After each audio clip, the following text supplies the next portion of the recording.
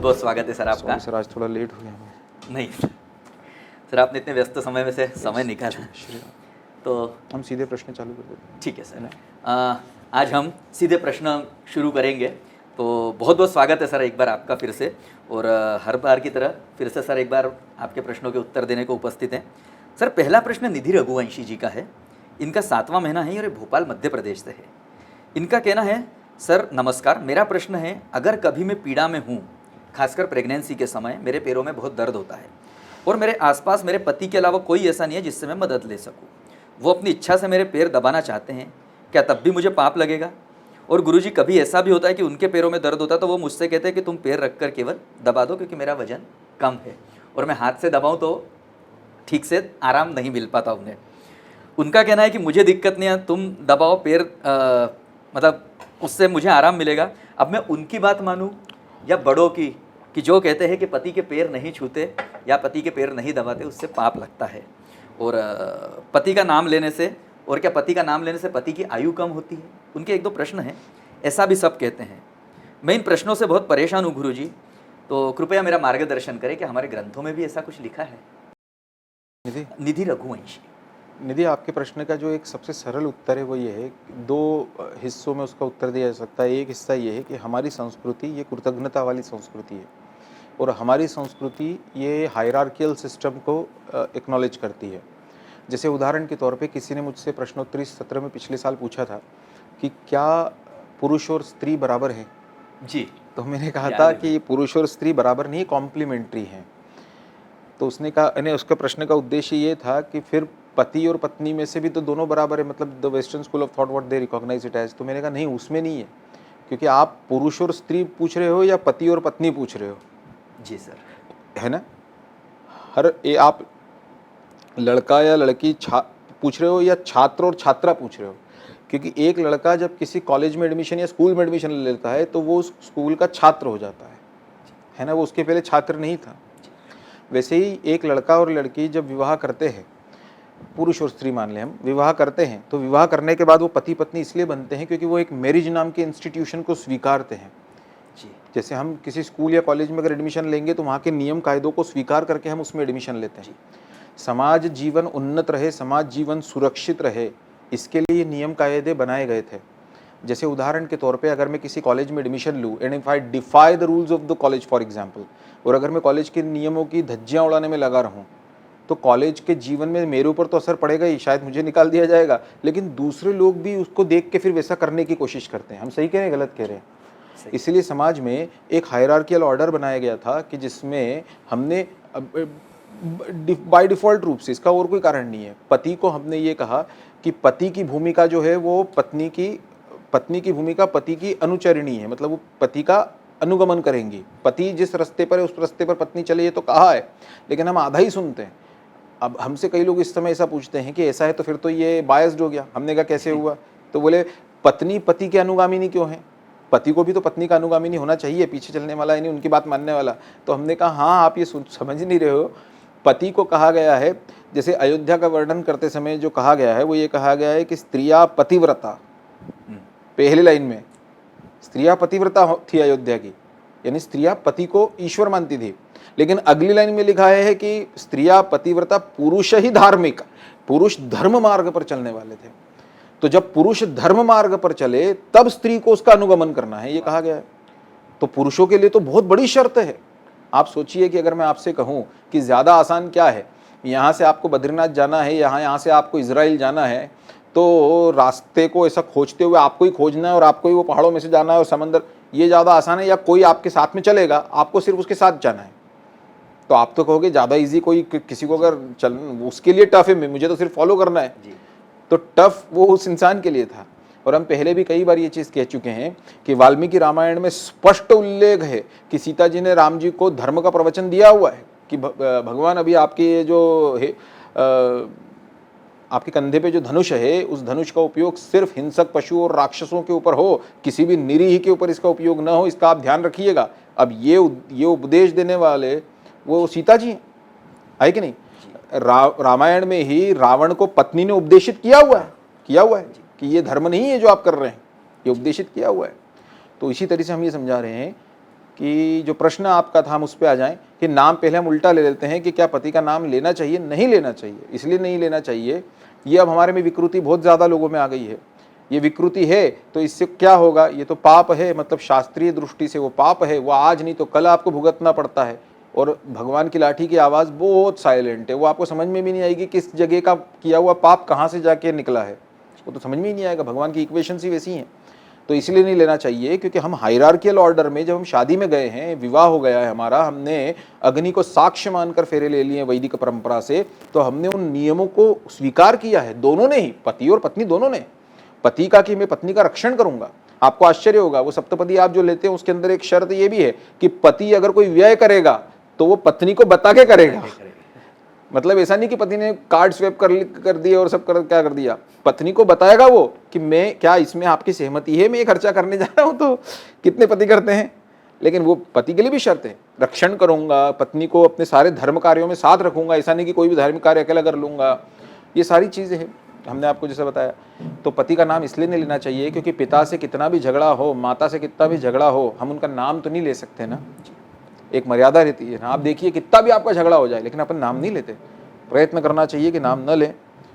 अब हम ये कहें कि अब 100 में से जब if 95 people are doing the same in this prevailing world, अगर 95 लोग 100 में से वही कर रहे हों, तो आजकल ऐसा नियम बन गया है कि जो ज़्यादा कर रहे हैं वही धर्म है।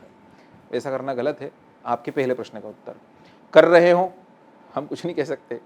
दूसरा आपका प्रश्न है कि पति की इच्छा है कि आप उनके पैर दबा दीजिए, सॉरी आपकी इच्छा होती है ना कि वो पति की उनके पैर दर्द करते हैं तो दर्द करते हैं तो पति कहते हैं कि मैं दबा देता हूँ, इसमें कोई पाप तो नहीं है। तो इतना याद रखिए कि हिंदू धर्म बड़ा फ्लेक्सिबल धर्म है। वो कहता है कि कारणात् देश कालस्य देश काल हितादृश, स्पष्ट भगवान श्री कृष्ण कह के गए हैं महाभारत पर्व में, चतुर्थ खंड में या है शायद, उसमें भगवान कहते हैं कि धर्मो अधर्मो भवति धर्मा धर्मौ भौरपि कारणात् देश कालस्य देश काल हितादृश। जो आज धर्म है वो कल धर्म में बदल जाता है और जो कल धर्म है वो धर्म में बदल जाता है। डिपेंड करता है, धर्म की एक ही परिभाषा श्री कृष्ण कहते हैं, कारण क्या है, देश मतलब स्थान क्या है और समय क्या है ना। सदैव प्रसन्न चित्त रहना और लोगों को प्रसन्न चित्त रखना और चेहरे पे मुस्कुराहटे एक हंसी बिखेरना, ये सही है या गलत है, सही है। लेकिन मान लीजिए आप किसी की 13वीं पे गए हुए हो या किसी की गमी हो गई हो और आप वहां पे गए हो, उनके घर पे वो शव रखा हुआ है, सब लोग बड़े रो रहे हो और वहां पे आप हंसियां बिखेर रहे हो, तो क्या ये उस यानी कि काल समय के आधार पर धर्म का निर्धारण है। तो ये अपने को ध्यान रखना है। तो ऐसे ही हम आपसे ये कह रहे हैं कि यदि पति को मतलब अगर पत्नी के पैर दर्द कर रहे प्रेगनेंसी के कारण या कुछ, और उस परिस्थिति में पति स्वयं अपनी तरफ से ये करे कि मैं कर देता हूं, तो वो आपका निर्णय आपका है, लेकिन उसमें आपको पाप नहीं है। प्रयत्न, लेकिन ऐसा नहीं हो कि इसको फिर जिंदगी भर जो है वो जरा सा कुछ हुआ कि चलो आज जरा बर्तन धो दो, चलो आज जरा सा हुआ तो आज पैर दबा दो, क्योंकि विपिन सर बोलते हैं कारणात् देश कालस्य, हिंदू धर्म फ्लेक्सिबल है। तो पति ने भी पत्नी के पैर दबा दी तो क्या हुआ, आज अच्छा हम भगवान से प्रार्थना करेंगे कि हमारी पत्नी ये न देख रही हो। लेकिन हम आपको सच कह रहे हैं, हम भी कई बार उनकी मालिश कर चुके पैरों की, क्योंकि उनके पैर भर जाते हैं ऐसे काफ़ी। तो हम उनका वो she is minor thalassemic, minor है तो वो ज़्यादा वैसा नहीं, हेमोग्लोबिन कम रहता है काफ़ी इस बीमारी में। तो कई बार उनको ऐसा लगता है जब काम करने के बाद में, तो हम खुद ही ऑफ़र करते हैं।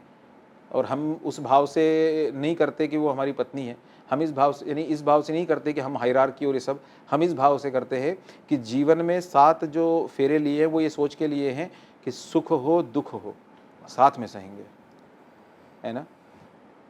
कभी तुम हमारा साथ बनना, कभी हम तुम्हारे साथ बनेंगे, कभी तुम हमारा संबल बनना जब हम कमज़ोर पड़ जाएं, और कभी जब तुम कमज़ोर बन जाओगी तो हमें हमेशा पीछे पाओगी। तो इस स्थिति में वो गृहस्थी की गाड़ी चलती है, लेकिन वो भी इतना ध्यान रखती हैं, इसमें कोई संदेह नहीं है कि वो अंतिम समय तक, सीमा तक कोशिश करती है कि ऐसा ना हो। लेकिन वो हम खुद ही फिर जिस दिन हमको ज़्यादा, हम खुद ही बोलते हैं नहीं नहीं नहीं हम कर देते, ऐसा करते। अच्छा हो गया। और बोलूं? नहीं सर, रात बीत जाएगी। क्या मालूम सर, श्री राम जय राम। हम लोग थोड़े मंत्रमुग्ध हो गए थे शायद सभी लोग। बहुत बहुत आज जितनों के पति सुन रहे हैं, देखो कीर्ति हंस रही है, मतलब ये आज एक पहला एक्सपेरिमेंट आज ही होगा। ठीक है, श्री राम।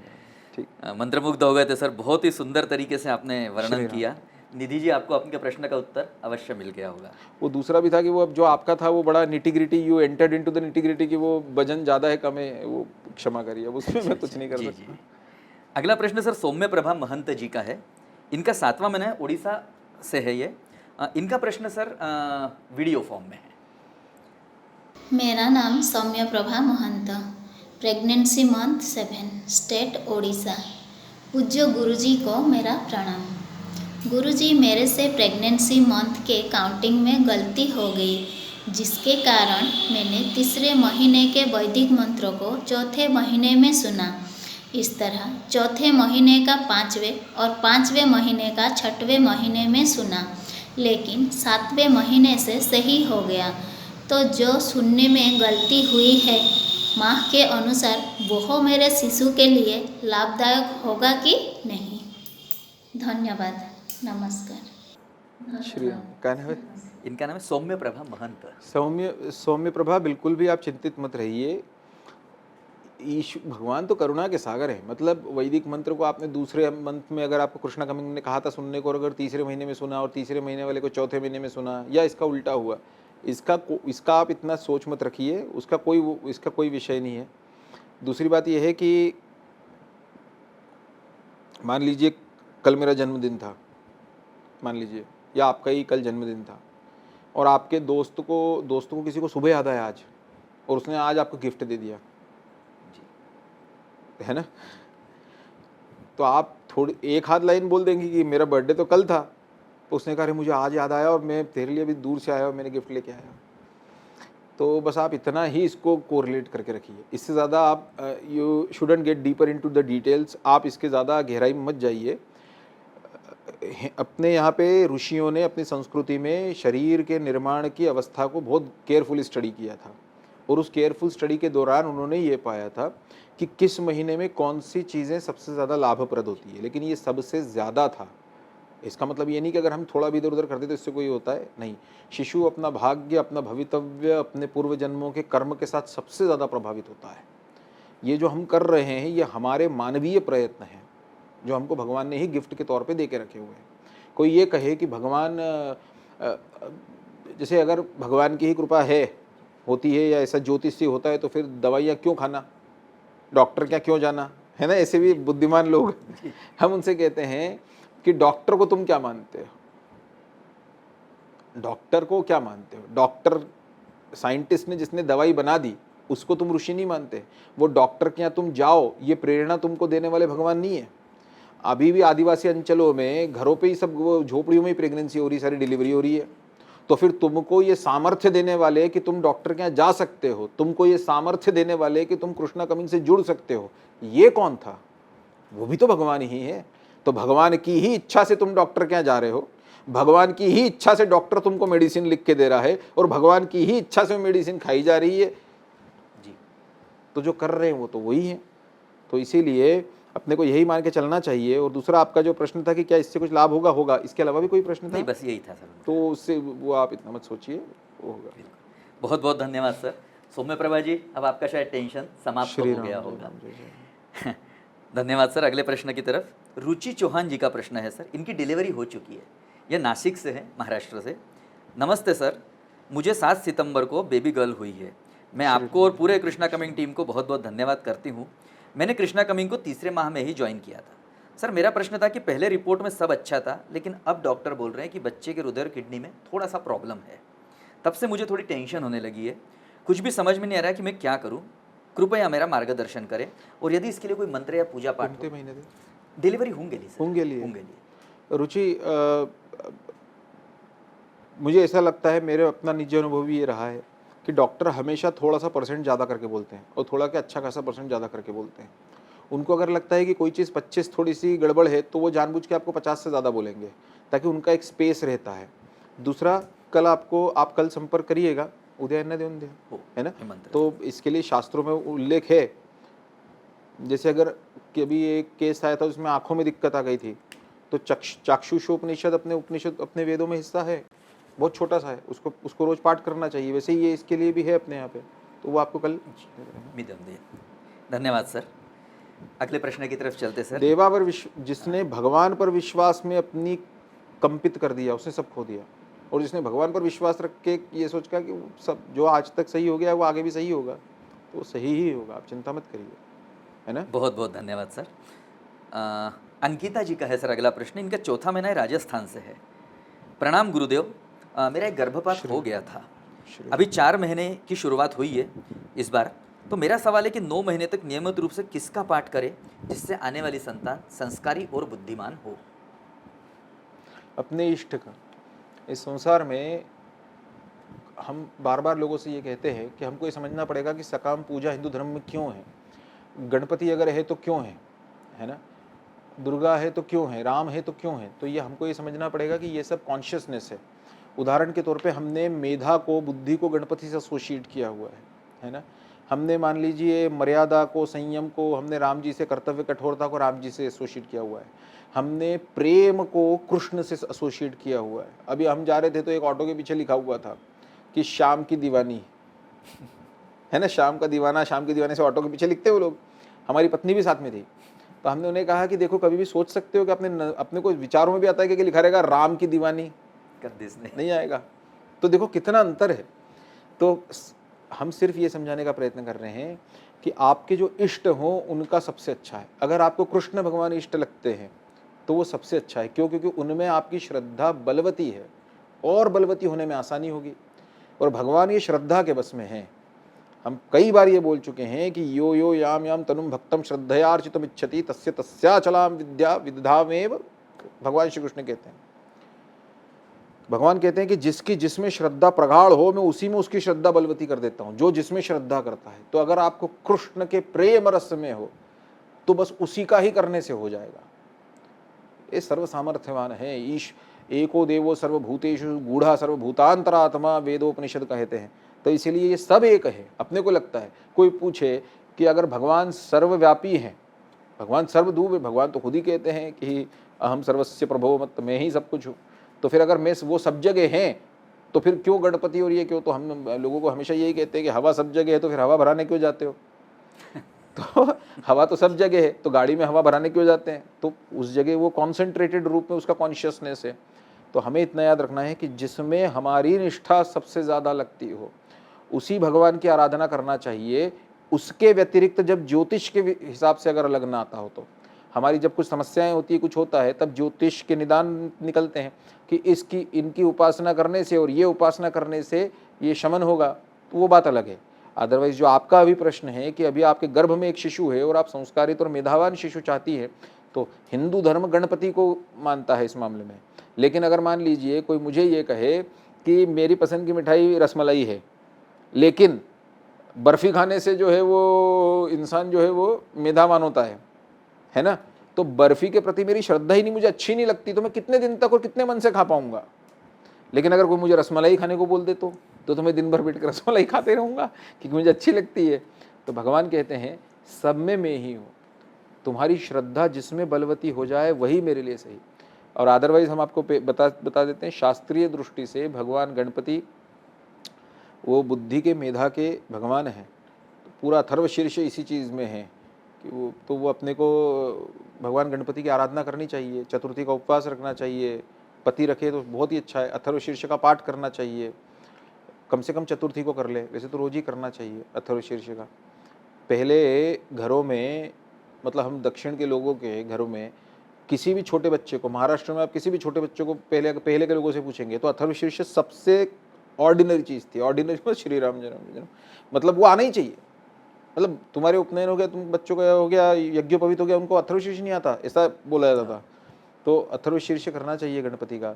अपने को अगर अपना बच्चा शांत चाहिए हो, गंभीर चाहिए हो, उदात्त दृष्टि वाला चाहिए हो, तो भगवान दत्तात्रेय की उपासना सबसे अच्छी है। अगर अपने को खुद को ही अपने ऊपर लज्जा आती हो कि मैं कितनी क्रोधित रहती हूँ और मैं कितना ये सब, मेरे बच्चे में ये गुण नहीं चाहिए, तो अपने को भगवान से अगर सकाम पूजा के लिए कोई ईश्वर आप पूछेंगे तो भगवान दत्तात्रेय है। फिर मेधा के लिए अगर आप पूछेंगे तो भगवान गणपति का है। लेकिन फिर भी हम कहेंगे कि जिसमें अपना इष्ट हो वो सर्वश्रेष्ठ। बहुत बहुत धन्यवाद सर, आपने इतने प्रैक्टिकली उत्तर दिया। श्री राम। कई लोगों को अच्छा भी लगा और कई लोग उस पर मतलब ये भी कर रहे थे अप्रिसिएशन। Thank you sir. अगले प्रश्न की तरफ एम करिश्मा जी का प्रश्न है सर अगला। इनका 8वां महीना है और ये नई दिल्ली से है। नमस्कार सर, मेरा प्रश्न है कि जैसे पूजा, हवन या नामकरण आदि जो भी संस्कार किए जाते हैं वो सभी क्या यहाँ अलग अलग होते हैं? जैसे कि आप बताते कि इस दिन अन्नप्राशन होगा, इस दिन के बाद ये होगा, या ये पूजा करनी चाहिए, या 8वें 9वें महीने में पाठ मतलब खुद नहीं करना चाहिए कर्मकांड। तो ऐसे में क्या करना चाहिए सर? परिवार वालों के हिसाब से करना उचित है या जैसे आप बताते हैं उस तरीके से नहीं, करना मतलब नामकरण संस्कार, अन्नप्राशन, कर्णवेधन ये अलग अलग होते हैं चाहिए? कैसा? हाँ, अगर आप भी एक शांतमना, बुद्धिमान और संस्कारित शिशु को जन्म देना चाहती हैं, तो बिना देरी किए अभी कृष्णा कमिंग गर्भ संस्कार ऐप डाउनलोड कीजिए, जहां आपको मिलेंगे इजी टू फॉलो वैदिक गर्भ संस्कार कोर्सेज, जिन्हें फॉलो करके हजारों प्रेग्नेंट लेडीज ने एक शांत, बुद्धिमान और संस्कारित शिशु को जन्म दिया। ऐप की लिंक आपको डिस्क्रिप्शन बॉक्स में मिल जाएगी। इसमें कुछ संस्कार हमारे एक साथ हो जाते हैं और कुछ संस्कार हमको बाद में करने पड़ते हैं। जैसे अन्नप्राशन है, वो आप नामकरण के साथ कैसे कराएंगे? क्योंकि नामकरण तो 12वां दिन और उसके पश्चात 1 वर्ष के भीतर कभी भी किया जा सकता है।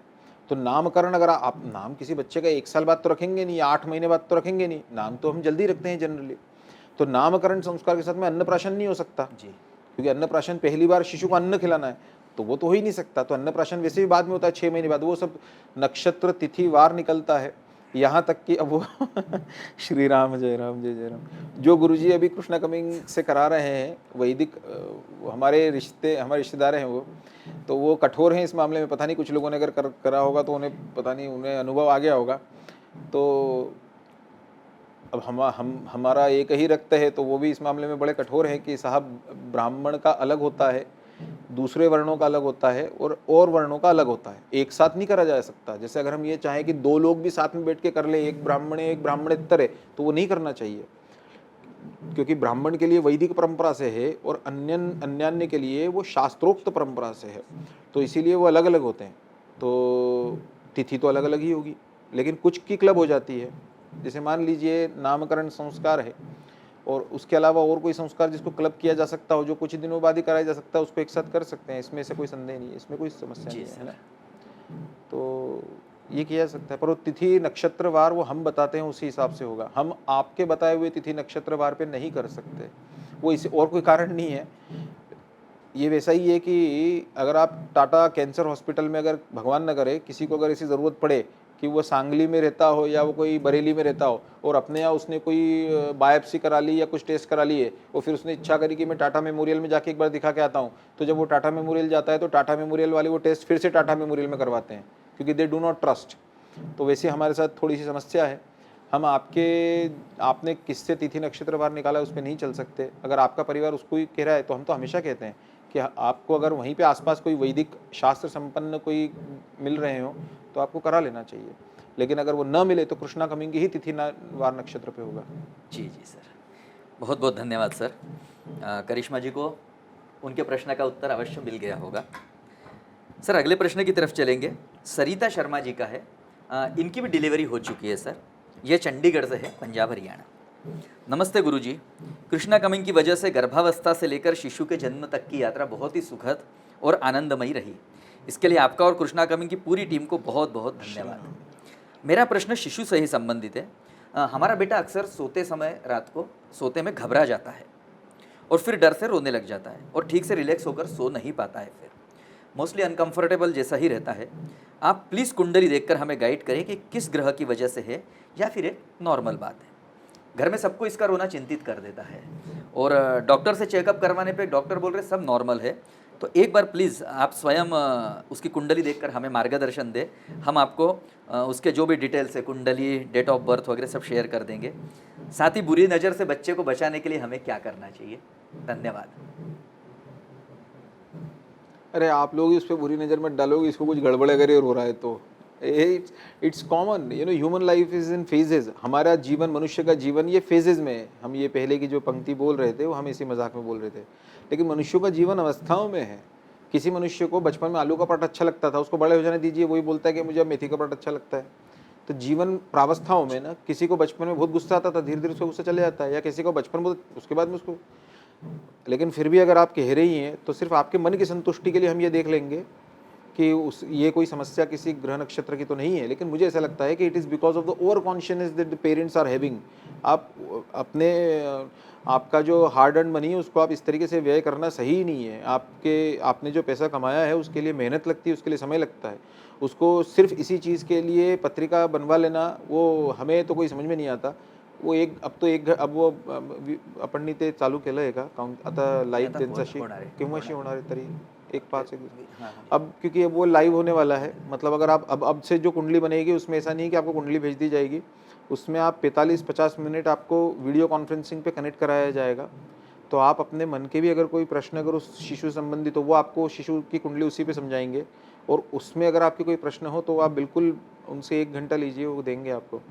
हमारा सिर्फ इतना ये कहना है कि जिनसे जो हैं वो उनकी एक गरिमा, एक मर्यादा है, तो उनको आप वो जो एस्ट्रो के ऐप आते हैं वैसे ज्योतिष न समझिएगा, उनकी एक कुल वंश परंपरा है।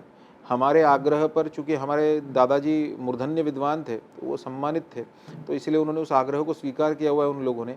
तो इसीलिए जब भी आप कोई, अब आप जब आगे कोई कुंडली बनाएगा तो जब आप 1 घंटे उनके साथ हैं तो वो मर्यादा बनाए रखिए, बस इतना हम कहेंगे। बाकी अगर आप चाहें तो कर सकते हैं, या आप उनसे पूछ सकेंगे फिर कि ऐसे कोई ग्रह नक्षत्रों के कारण तो नहीं है, या कुछ अगर कुछ योग ऐसे तो नहीं है। और ये हम अभी आप सबसे कहना चाह रहे हैं, हम हमेशा लोगों से कहते हैं, बार बार कहते हैं कि बच्चे की कुंडली हमेशा बनानी चाहिए। आगे जाके कई शिशुओं के बच्चों के जीवन में जो समस्याएं आ गई, चाहे शारीरिक आ गई, मानसिक आ गई, या और कोई करियर वाइज आ गई, या कुसंगति की आ गई, उसका एक बहुत बड़ा कारण ये रहता है कि हम उनकी कुंडली बनाने की परंपरा खो चुके हैं। और वो कुंडली जब बनती है तो वो कंप्यूटराइज कुंडली का कोई अर्थ नहीं है, क्योंकि जितनी भी गणित की चीजें वो तो कंप्यूटर कर सकता है, लेकिन फलित कैसे करेगा, इसका निष्कर्ष क्या है, ये कोई कंप्यूटर नहीं बता सकता। आप हमें एक बात बताइए, हम अपने घर पे जब वो हमने बिजनेस स्टार्ट किया तब वो शुरुआती इट वाज अ यंग तुर्क at that point of time, मतलब ज़बरदस्त वो, मतलब वो पैशन और वो भयानक गुस्सा और सब लड़ाई झगड़ा और सब वो सब एक नया बिजनेस जो स्टार्ट होता है, एक लड़का करता है कॉलेज से पास आउट, तो कैसी ज़िंदगी रहती होगी। लेकिन घर पे आज भी, उस दिन भी और आज भी, जैसे ही मैं अंदर जाता हूँ और आई मुझे देखती है तो आई ये कह देती है, आज काही झालंय का म्हणजे आज कुछ हुआ है क्या ऑफिस में। ये कोई कंप्यूटर कैसे करेगा। ये जो बच्चे का चेहरा देख के ये समझ जाना कि कुछ समस्या है, ये फलित माँ का हृदय निकाल लेता है ना, उसके हृदय ने उसको आंखें दे दी है। तो वैसे ही ज्योतिष में हम पहले, एक गणित भाग होता है, एक फलित भाग होता है। फलित भाग पता करना बहुत जरूरी है कि इसको कुछ, ये किसी मूल नक्षत्र में तो नहीं जन्मा, ये इसको कोई और नक्षत्र तो ऐसा नहीं है कि जो समस्या है, क्योंकि उसका तुरंत पूजन होना चाहिए। अगर वो नहीं हमने करवाया तो उसके हमको रिपरकशंस भोगने पड़ते हैं, माता पिता या बच्चे को। कई बच्चे आप देखेंगे कि जन्म से उनको बीमारी लगी रहती है, कई बच्चे देखेंगे जो पहले के बहुत अच्छा लेकिन उसके बाद में पता नहीं क्या हो गया उनको। ये सब इसीलिए ही होता है, हम अपने पूर्व जन्मों के नक्षत्र लेके आए हुए हैं। जब हमारा जन्म होता है तो ये जितने भी स्टार्स, कॉन्स्टलेशंस आपको दिख रहे हैं ना, ग्रह दिख रहे हैं ना, नक्षत्र तारिकाएं और ग्रह, ये अपने आप को एक परम्यूटेशन एंड कॉम्बिनेशन में, ये अपने आप को एक परम्यूटेशन में जमा चुके होते हैं। आप देखिए कि कुठन नहीं भाई, यह है चंडीगढ़। चंडीगढ़ में रात को 2:13 पर आपके ही स्थान पर कितने बच्चों का जन्म हुआ है। हार्डली, ऐसा होता ही नहीं है, बहुत रेयर होता है ना। तो वो 2:13 और से जितने बच्चों का जन्म हुआ उस समय एक स्पेसिफिक स्टार्स और कॉन्स्टिलेशंस और ग्रहों की एक स्थिति थी। वो ग्रहों की स्थिति डेटा कैरी करती है हमारे पूर्व जन्मों के कर्मों को। तो आपके पूर्व जन्मों का, जैसे data is the source of information in modern science ना, डेटा से ही तो आप इंफॉर्मेशन निकालते हैं। आपको कोई मैसेज प्राप्त हुआ तो ये जो ट्रेवल किया था एयर में से इलेक्ट्रोमैग्नेटिक वेव्स के थ्रू, ये डेटा से तो ट्रेवल किया, डिजिटल डेटा से 1001010 आप जानते होंगे शायद। तो ये डेटा उन स्टार्स, कॉन्स्टलेशंस और प्लैनेट्स की कॉम्बिनेशन में सेव्ड है उस समय जब जन्म हुआ, और वो सिर्फ आपके ही बच्चे का था एक तरीके से, या हार्डली किसी और का। रात को 2:13 पे, मतलब जिसको सुबह कहना चाहिए, हजारों बच्चे जन्मे होंगे, पर कोई लॉस एंजलिस में जन्मा होगा, कोई मैसूरू में जन्मा होगा, कोई तेल अवीव इजराइल में जन्मा होगा। तो रात को 2:13 पे उसी जगह पे, उसी मतलब चंडीगढ़ जैसे स्थान पर उसी तारीख पे बहुत कम जन्म होता है। तो ये स्टार्स और कॉन्स्टलेशंस के साथ डेटा आता है, और वो जब डेटा आपका है तो आप पूछेंगे कि फिर विपिन सर अगर ऐसा है, हमसे कई लोग पूछते हैं, कई लोग हमको आके परेशान कर चुके हैं इस चीज पे, पत्रकार परेशान कर चुके हैं कि अगर डेटा सेव्ड है तो फिर ज्योतिष क्या करेगा, या फिर हमारे कर्म क्या करेंगे। तो हम उनसे हमेशा कहते हैं, हमने शायद पता नहीं पिछले सत्र में भी या कभी कहा है कि पूर्व जन्म का कर्म भोगना ये भगवान का नियम है, और आपका उपासना, आराधना, ज्योतिषीय उपाय करना, वो भी उपासना और आराधना ही रहेगी। कोई भी ज्योतिषी तो कहेगा नहीं कि मेरी आराधना करो, है ना। तो जो भी उपासना आराधना भगवान की करते हैं, तो अगर पूर्व जन्मों के कर्मों का फल उसमें सेव्ड होके शिशु को मिला है या आपको मिला है तो ये भगवान का नियम है, लेकिन आपकी उपासना से द्रवित हो जाना ये भगवान का स्वभाव है। नियम है कि कोई भी रात को, ये घर पे बच्चे रात को मेरे को 9 बजे के बाद में कोई घर पे नहीं, 9 बजे के पहले ही आएंगे। नियम बना दिया आपने अपने बच्चे के लिए बड़े होके। हमारे यहाँ तो हमने बहुत कठिन नियम लगा के रखे हैं इसमें। जिस समय भगवान को दिया लगाते हैं, आज ही उसकी यानी दादी, उसके बाद घर से बाहर नहीं जाना। मतलब ऐसे वो गली में खेल रहे हैं ऐसा नहीं, उसके बाद घर पे जब तक हमारे साथ ना जाएं या उसकी माता जी के साथ में या दादी जी के साथ ना जाएं। तो बच्चों को आदत पड़ गई, पर ये नियम है। लेकिन किसी दिन बच्ची ने कहा आजच्या दिवशी जाऊ द्या ना, फक्त ते म्हणजे मला असं मी आहे ना खूप पापा मी तुम्हाला है ना 2 पा देईल पापा मैं आपको जो है वो 2 पप्पी दूंगी, मेरे को हमारी बच्ची बस आज के दिन है ना, वो आज के दिन वहां चल सकते कि अपन गणपति देखने के लिए, आज के दिन ऐसा कुछ। अरे बेटा तुझी परवा परीक्षा है, तेरी परसों परीक्षा है, माझं झालंय, माझं खूप मी अभ्यास केला, मैंने बहुत पढ़ाई कर ली दिन भर, आजचे दिवस प्लीज प्लीज प्लीज। फिर पिताजी क्या कहते हैं, बरं चल चल, परसों परीक्षा है, पढ़ाई करनी है, रात को घर के बाहर नहीं जाना, ये नियम था, लेकिन बरं चल, लेकिन चल। अच्छा, ये भगवान का स्वभाव है। लेकिन उसके लिए क्या करना पड़ा उस बच्ची को, please please please Shri Ram जय राम जय जय राम। तो हम पता नहीं प्रश्न क्या था, हम तो कहाँ के कहाँ निकल गए। श्री राम जय राम जय जय राम। इनका प्रश्न अभी था कि कुंडली मार्गदर्शन आप हाँ, वो दें बच्चों के सपने आपको कुंडली घबरा आप संपर्क करिए, कुंडली बना के जो ज्योतिष मार्गदर्शन देंगे वैसा करना चाहिए। वो लोग बड़े वयोवृद्ध ज्योतिष हैं, कोई संदेह ना रखिए। दिक्कत ये है कि जो मराठी में वो मूल मराठी में लिखते हैं उसको हमको थोड़ा ये हिंदी में करते हैं, जब ट्रांसलेट तो डाइल्यूट करना पड़ जाता है। हम आपको ज़्यादा नहीं बता सकते, शब्दों की सौम्यता रखनी पड़ती है, क्योंकि जो ईमानदार ज्योतिष है ना उसके साथ समस्या ये रहेगी कि वो कठोर है, वो जो है वो लिख देगा, वो आपको फील गुड नहीं करा सकते। तो हमने इनको कह के रखा हुआ है कि जब मराठी से हिंदी में ट्रांसलेट करके भेजो किसी को तो सौम्यता ले आना शब्दों में। ज्योतिष को सौम्य होना चाहिए, ऐसा हमारा मानना है। सत्य होना चाहिए, पर शास्त्र कहते हैं कि सत्यम वदम प्रियम वदम, सत्य कहना चाहिए पर प्रिय कर सत्य कहना चाहिए, उसको प्रिय भाषा में कहना चाहिए। हमने कल ही पत्रिका पढ़ी क्योंकि किसी एक की, और हमने इनसे कहा कि ये तो बहुत कठोर भाषा है, तो कठोर भाषा में लिख। ठीक है जी सर, धन्यवाद सर। अगला प्रश्न शिखा शर्मा जी का है सर।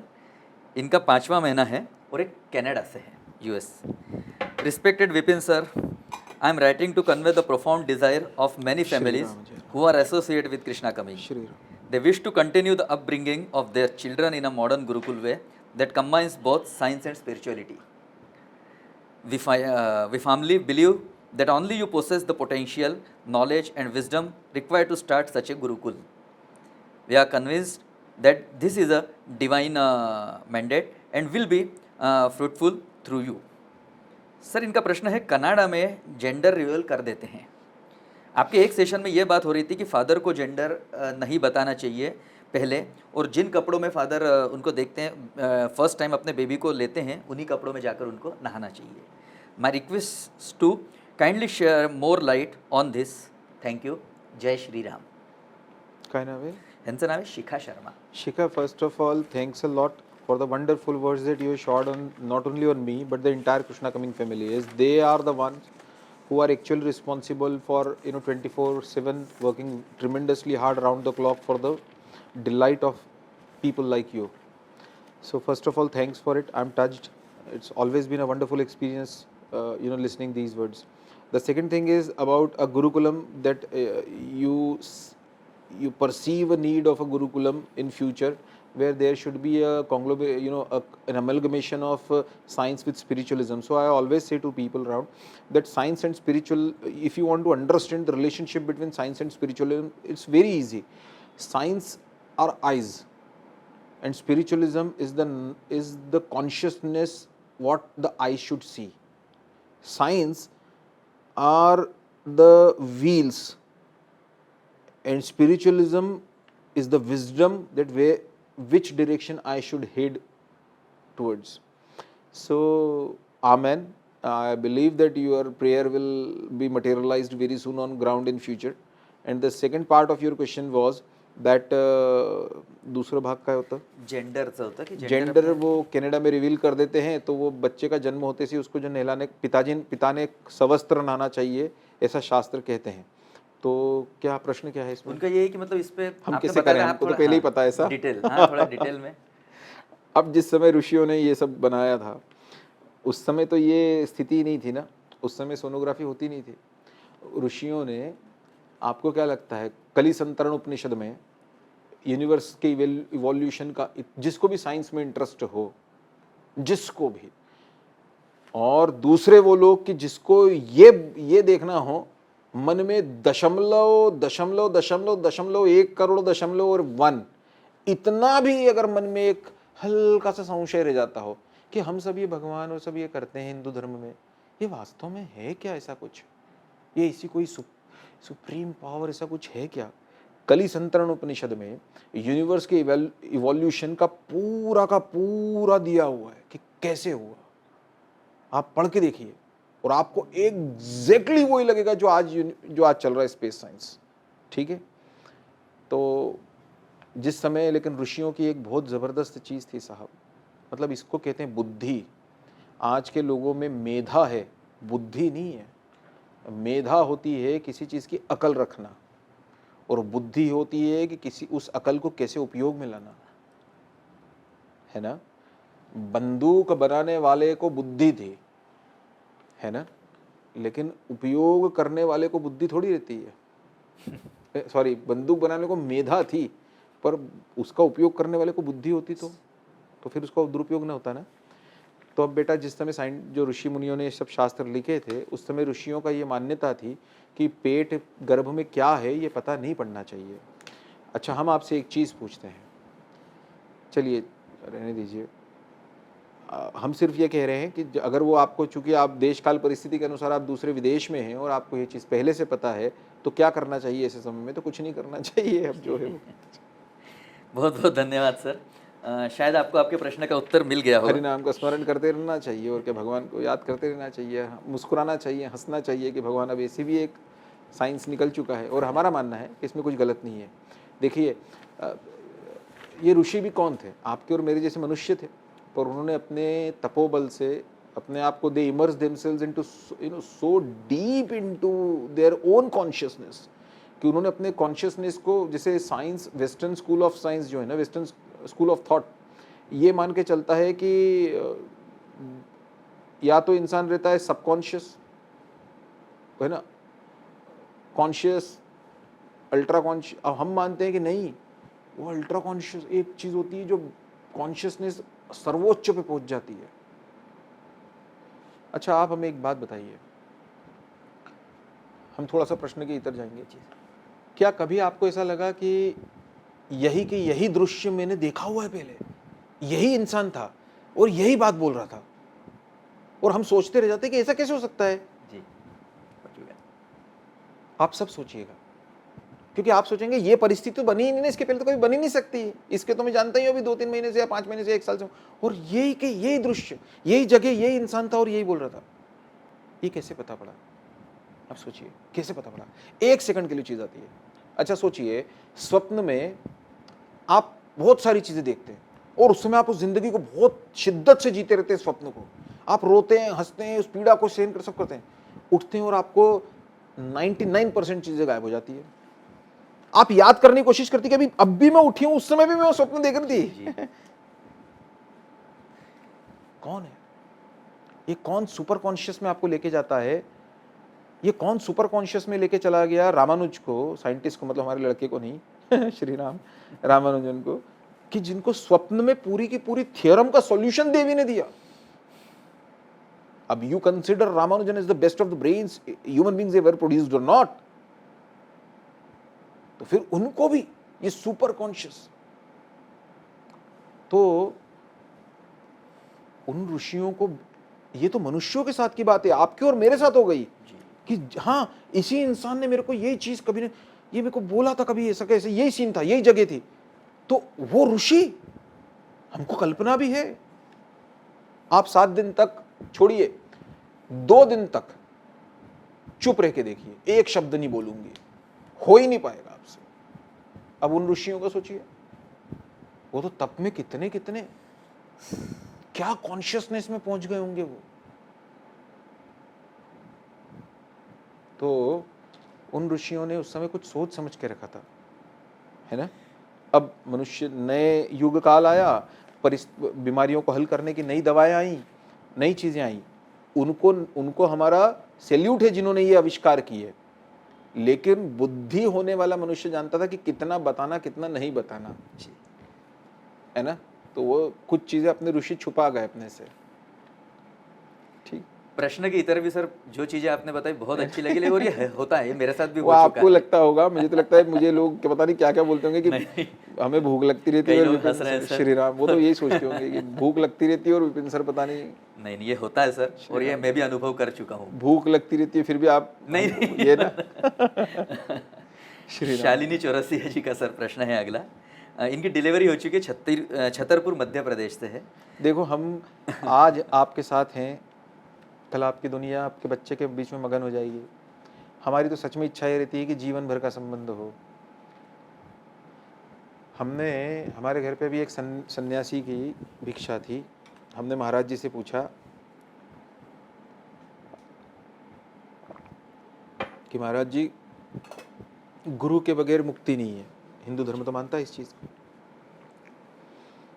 तो क्या गुरु अंतिम समय तक साथ देते हैं? तो उन्होंने कहा अंतिम समय तक नहीं देते हैं, वो ऊपर जाने तक देते हैं। जिस दिन ऊपर फैसला होता है कर्म आधारित, उस दिन भी गुरु साथ देते हैं। वो अपने तप को, अपने जीवन की पुण्याई को खर्चने को तैयार हो जाते हैं अपने लिए। मान लीजिए एक कार्यक्रम हो रहा है आपके शहर में और उसका आपको पास मिला, है ना। अब पास दो मिले, तो एक पति और एक पत्नी और एक आपका बच्चा भी बड़ा हो गया है, और बच्चा भी गया। अब वहाँ पे आपको रोक दिया कि 2 पास है, 3 लोग हैं, और आपके बच्चे का मतलब मान लीजिए कोई, वो क्या आप बच्चे किसको मानते हैं मेरे को पता नहीं, पर मान लीजिए कोई तेंदुलकर का है या लियोनेल मेसी है या अमिताभ बच्चन, मुझे नहीं पता बच्चे आजकल के किसको मानते होंगे ऐसा, पर बच्चे को फैन है, बच्चे की इच्छा थी मतलब घर पे, पर बच्चे ने ये चीज़ समझ ली कि 2 ही पास हैं, तो माँ क्या करेगी? आप थोड़ी देर के लिए सोच के देखिए। माँ की भी इच्छा थी, तो वो क्या करते हैं, तू चले जा बेटा। पिता क्या करेगा पता है? सबसे पहला ऑप्शन पिता देगा, एक काम करो तुम दोनों देख लो, मैं बाहर रुकता हूँ, मैं भी मेरे दोस्त के यहाँ जाके आता हूँ। वही गुरु का कर्तव्य है।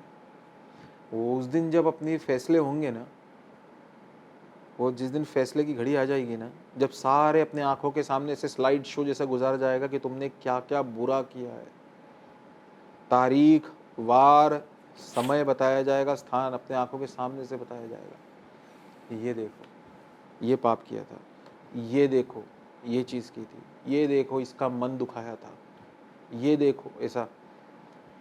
उस समय जो गुरु होता है ना, वो अनुनय कर देता है कि मैं अपने पुण्य रखता हूँ, थोड़ा इस पे रहम कर दो।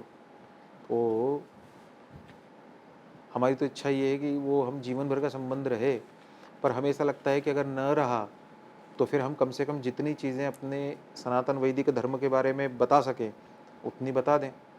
एक दिए के पास में क्या है? जब तक तेल है तब तक जलना है, जिस दिन तेल खत्म उस दिन दिया बुझ जाएगा। तो वो दिया बुझने के पहले तो रोशनी दे के चले जाए, इतनी कि वो गहन रात जब अंधकार, जब एक दिया है वो जल रहा है, उसके ऊपर आंधियों के हमले हो रहे हैं, अब वो उसका तेल खत्म होते चले जा रहा है। आंधी ने उसको अट्टहास लगा के कहा कितनी देर तक दम लगा पाएगा, अब तेरा तेल भी खत्म होने में है, अब तो बुझ जाएगा। दिए ने फिर से अपनी प्राण बटोरे और फिर तेज आया, लेकिन तेल तो खत्म हो रहा था। एक क्षण ऐसा आया कि दिया बुझ गया, लेकिन दिया जीत चुका था। क्यों? क्योंकि तब तक सुबह हो चुके थे। दीप ने पहले ही आंधी को ये कहा था कि मुझ में इसके लिए नहीं जलता कि मैं जीत जाऊं या हार जाऊं, मैं अपने धर्म के लिए जीता हूं। जब तक तेल है तब तक प्रकाश दूंगा। और जैसे ही दिया बुझा उसके पहले ही सूर्योदय हो चुका था, मतलब भगवान उसकी तपस्या को स्वीकार कर चुके थे। तो इसीलिए हमारी बस यही उद्देश्य रहता है कि हम आपको इसीलिए एक प्रश्न का उत्तर से भी पता नहीं कौन कौन सी, अच्छा दूसरी बात क्या है कि जब ज़्यादा किताबें पढ़ लो तो ये भी गड़बड़ है। श्री राम जय राम जय जय राम। कि वो क्या होता है कि जिस गली में निकल जाओ तो फिर उस गली में याद आ जाता है कि मनुस्मृति में ये लिखा है, पराशर स्मृति में ये लिखा है, या और कहीं ये लिखा है, तो वो चीज़ें आ जाती है। तो उसमें आप सब बड़े लोग हो, आप सब लोग श्रेष्ठ हो, तो आप मुझे क्षमा करना, पर उसमें मेरा कोई, इसमें आपका कोई कि मैं उस कार्यक्रम को लंबा खींच के आपके पेट में कूदते हुए चूहों को और जागरूक करूँ, ऐसी कोई मेरी वो नहीं रहती है। लेकिन मैं क्या करूँ, मुझे ऐसा लगता है कि कितने समय है, मैं स्टूडेंट्स के साथ में भी ऐसे ही था। पेरेंट्स आके नीचे खड़े रहते थे, क्लास का टाइम छूटे हुए 1-1.5 घंटा हो चुका होता था, बस वो हमारी क्लास चलती रहती थी ऊपर। पर पेरेंट्स भी ऐसे थे कि वो उनको अच्छा लगता था कि पढ़ाते रहे बच्चों को, विपिन सर तो और अच्छा है। अगले प्रश्न की तरफ चलेंगे सर। शालिनी चौरसिया जी का प्रश्न है सर, इनकी डिलीवरी हो चुकी है, ये छतरपुर मध्य प्रदेश से है। इनका कहना है, राधे राधे गुरुजी और कृष्णा कमिंग टीम, सबसे पहले thank you so much to all of you कि आपने हमें इतना अच्छा प्लेटफॉर्म प्रोवाइड किया। सर मेरी 28 अगस्त को नॉर्मल डिलीवरी से बेटी हुई है। श्री राम। मैं और बेटी दोनों स्वस्थ हैं। आप सभी लोग मेरी बेटी को अपना आशीर्वाद प्रदान करें। श्री राम। विपिन सर, मैं आपसे अपनी बेटी की कुंडली बनवाना चाहती हूँ। मेरा एक प्रश्न है कि बच्ची का नाम रखने पर उसके नाम का उसके व्यक्तित्व पर क्या प्रभाव पड़ता है और हमें किस आधार पर नाम रखना चाहिए। दूसरा इनका कहना है कि सर मेरी बेटी का रंग थोड़ा सा डल है और मेरी सासू माँ कलर को लेकर बोलती रहती है कि तुम दोनों तो फेयर कलर के हो, इसका कलर किस पर गया, मुझे बहुत बुरा लगता है। तो बच्चे तो गॉड गिफ्टेड होते हैं, तो मैं इन चीज़ों को कैसे मैनेज करूं, आप ही मार्गदर्शन करें। क्या आप प्रेग्नेंट हैं और जन्म से ही अपने होने वाले शिशु को शांत, बुद्धिमान और संस्कारित बनाना चाहती हैं? तो आज ही कृष्णा कमिंग गर्भ संस्कार ऐप पर प्रोफेसर विपिन जोशी की फ्री गर्भ संस्कार क्लास जरूर अटेंड करें। इस क्लास को अटेंड करके भारत और विदेश से हजारों प्रेग्नेंट महिलाओं ने अपनी जिंदगी बदली और इच्छानुसार शिशु को जन्म दिया। तो अभी डाउनलोड करें कृष्णा कमिंग गर्भ संस्कार ऐप और अटेंड करें free demo class. Link in description. आपके प्रश्न के 2 भाग हैं, क्या नाम है? इनका नाम है शालिनी चौरसिया जी। शालिनी जी, आपके प्रश्न के 2 भाग हैं। पहला भाग ये है कि बच्चे के नाम का उसके व्यक्तित्व पर असर पड़ता है क्या? शास्त्रों के अनुसार तो पड़ता है। शास्त्र कहते हैं कि इसीलिए ही शास्त्रों ने व्यवस्था रखी कि नामकरण संस्कार होता है। आप देखिए दुनिया में कहीं पर भी हमारे अलावा उसको संस्कार नहीं कहा गया, नामकरण ही संस्कार है। तिथि वार नक्षत्र निकालकर 4 नाम बच्चे के रखना चाहिए, ये हमारे शास्त्रों ने ही कहा। सिर्फ हम पहले भी कई सत्रों में कह चुके हैं, शायद से पता नहीं हमें। एक नाम होता है जो आपके तिथि वार नक्षत्र के हिसाब से है, यानी जो आपका नक्षत्रिक नाम है, नक्षत्रों के आधार पर। दूसरा नाम जो होता है वो आपके कुल देवता के नाम पर होता है, वो आपकी कुल देवता जो भी, अगर आपको विस्मृति हो तो कुल देवी के नाम पर ऐसा। तीसरा जो होता है वो जिस मास में जन्मे है उस मास का नाम होता है। जैसे भाद्रपद महीने में अगर जन्मे हैं तो ये नामों की सूची है कि भगवान महाविष्णु के ऊपर नाम रखना है, वो तीसरा नाम।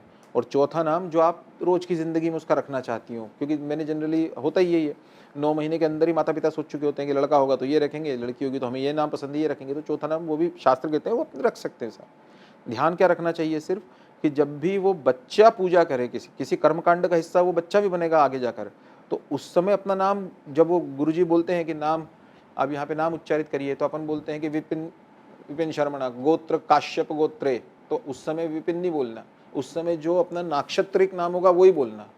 इतना अपने को याद रखना है। आप में से भी अगर जितने लोग देख रहे होंगे और जिनके पति बैठे होंगे, नहीं भी बैठे होंगे, तो आपको उनको ये पूछना है कि आपका असली नाम क्या है, ये जो पत्रिका में लिखा था, मतलब ग्रह नक्षत्रों के हिसाब से। अब वो कई बार बहुत अटपटे नाम रहते हैं।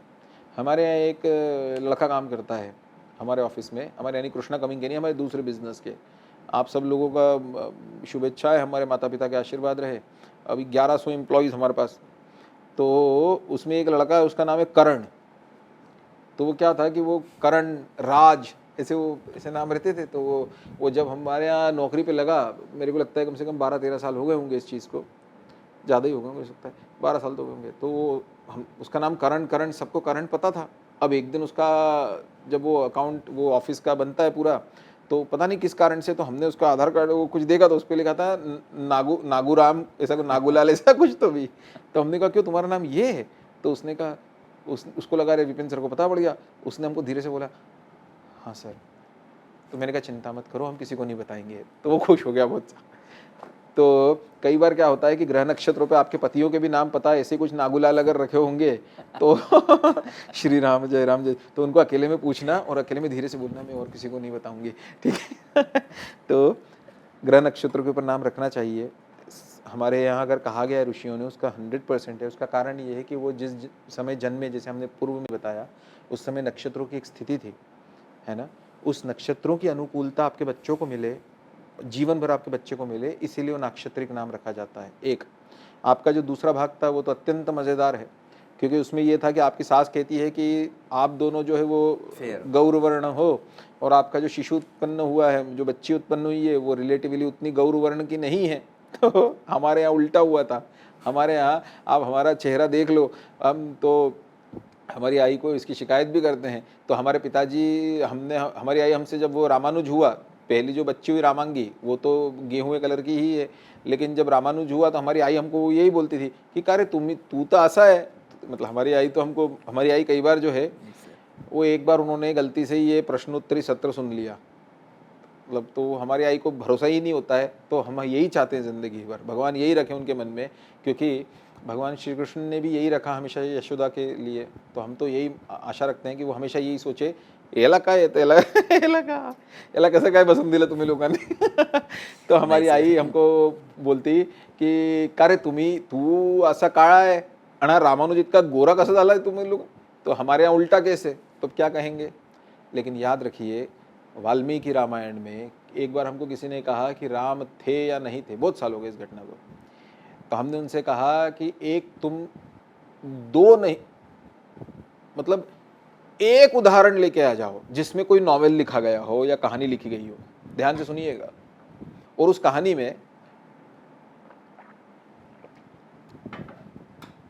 प्रैक्टिकल बात बता रहे हैं आपको।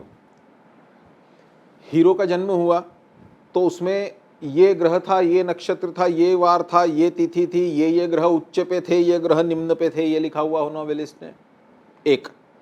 और दूसरा, उसमें आपको अगर मैं कहानी बताऊं, एक राजा था, उस राजा के ऐसा वो उसने यज्ञ कराया, उसके 4 बेटे हुए। उस 4 बेटे में एक काला था, 3 गोरे थे। तो सुनते से आपको क्या लगेगा पता है, आगे 100% कहानी में कुछ काला गोरा आने वाला है, इसका कुछ महत्व रहा होगा। कोई भी बाद में क्या हुआ, कुछ भी ऐसा। लेकिन वाल्मीकि ने इसलिए लिखा क्योंकि वही हुआ था। क्या ये प्रमाण नहीं है?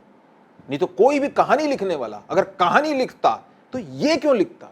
आप सोचिए, जो लिखता है, एक राजकुमारी, एक वो विदेशों की कहानी होती है ना ऐसी, एक राजकुमारी थी, वो राजकुमारी जो है काली जन्मी और बची हुई जो उसकी बहनें थी वो गोरी थी। तो आपको क्या लगता है अब 100% आगे जाके जो है वो गोरी बहनें काली को कुछ कहती होंगी, ये वो। आप अपनी सास को कहिए, हमारा भी बताइए, है ना। और दूसरी चीज़ कहिए, एक ही काले थे चारों भाइयों में, क्या कहेंगे बताइए आप? क्यों? तो हमारा ऐसा स्पष्ट मत है, भारत के क्या विश्व के 2 सर्वाधिक सुंदर जो हुए, जिनकी सुंदरता का पैमाना करने के लिए शास्त्र लज्जित हैं और वेद चुप हैं, वो है राम और कृष्ण। सबसे सुंदर, जग में सुंदर है 2 नाम, चाहे कृष्ण कहो या राम, हम कहते हैं ना। और वो दोनों ही काले थे, क्या कहेंगे? तो इसीलिए हम, आपने और मैंने कितनी बार सुना है कि दशरथ और उनकी पत्नी मतलब कौशल्या, ये दोनों जो थे ये काले थे और इसलिए राम काले हुए, ऐसा सुना है अपन ने कभी?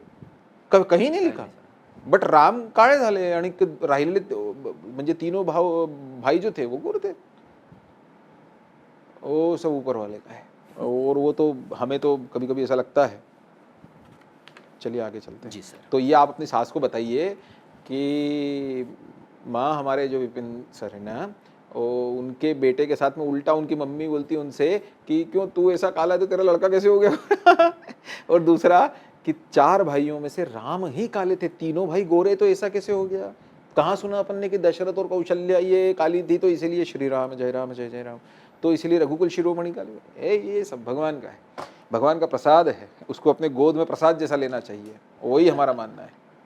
धन्यवाद सर, बहुत बहुत धन्यवाद। श्री राम। शालिनी जी, आपको आपके प्रश्न का उत्तर मिल गया है ना जी। अगले प्रश्न पे चलते हैं सर। चित्ररेखा मांडवी जी का प्रश्न है, इनका 9वां महीना है। श्री राम जय राम। ये धमतरी छत्तीसगढ़ से है। इनका प्रश्न है, नमस्कार सर, मेरा सवाल है कि शिशु के जन्म के 5-6 दिन में मुंडन संस्कार करते हैं मेरे यहाँ। तो मैं इसे तुरंत करना जरूरी है, बाद में भी कर सकते हैं? क्योंकि हॉस्पिटल से रिलीफ होने के बाद घर में तुरंत शिशु के बाल उतारते हैं, तो ऐसा क्यों? क्योंकि शिशु का सर तो बहुत नाजुक रहता है। श्री राम, श्री राम। ठीक है, ये हमने कहीं सुना नहीं कि 5वें 6ठे दिन निकालते हैं। शास्त्रीय दृष्टि से ये पहली बात तो जिसको हम जावड़ कहते हैं, मतलब मुंडन, ये संस्कार नहीं है हिंदू धर्म में, ये संस्कार नहीं है, इसको संस्कार में हम काउंट नहीं करते हैं। 6 महीने उपरांत 1 वर्ष के भीतर तक, ऐसा महज्जन के गए हैं कि 6 महीने पश्चात होना चाहिए और 1 वर्ष के भीतर होना चाहिए। बच्चों का 6ठे दिन कभी भी नहीं कराना चाहिए। मतलब ये इतनी समझ तो अपने ऋषियों को भी थी, चिंता मत करिए, लेकिन ये संस्कार नहीं है। लेकिन 6 महीने उपरांत और 1 वर्ष के भीतर करना चाहिए। और कुछ प्रश्न है क्या? नहीं, बस यही था इनका। ये 6 दिन के अंदर नहीं करना चाहिए, ये उस शिशु के साथ भी अन्याय है। लेकिन अब अगर परिवार वाले ही अगर अड़ जाएं तो हम तो सिर्फ ये बता सकते हैं सिग्नल जैसा कि क्या शास्त्र ने कहा है, क्या नहीं कहा, तो ऐसा शास्त्र में कहीं नहीं है। बहुत बहुत धन्यवाद सर। अगला प्रश्न माधुरी शिवैया जी का है। इनका 7वां महीना, ये मुंबई महाराष्ट्र से है सर। हेलो सर, नमस्कार। 21 सितंबर को मेरे यहाँ संतान सप्तमी व्रत है और हमारे यहाँ यह व्रत जरूरी में रखना होता है, पर प्रेगनेंसी में काफ़ी मेडिसिन भी चालू है और इस व्रत में केवल मिठाई खाना पड़ता है पूरे दिन। वाह, तो मैं यह व्रत कैसे करूं? क्योंकि मेरा मन तो बहुत है करने का। मेरा भी बहुत मन है। आप मुझे बताइएगा कब आ रही है संतान सप्तमी? वो देखो पीछे वो कैमरे पे बैठा हुआ है सौरभ, वो भी हंस रहा है, क्योंकि आज ही आप पहले आपके प्रश्न का उत्तर दे देते हैं। संतान सप्तमी का आपके घर पे कोई व्रत होता है और जिसके अंदर सिर्फ मीठा खाना होता है, तो आपका मन, उनका मन करने का है तो करो, और क्या। केले, क्या शिकरण लापन क्या तो दूध केले खा सकते हैं, मिठाइयाँ खा सकते हैं। अब आज हमने कलकत्ता से एक मिठाई मंगाई है।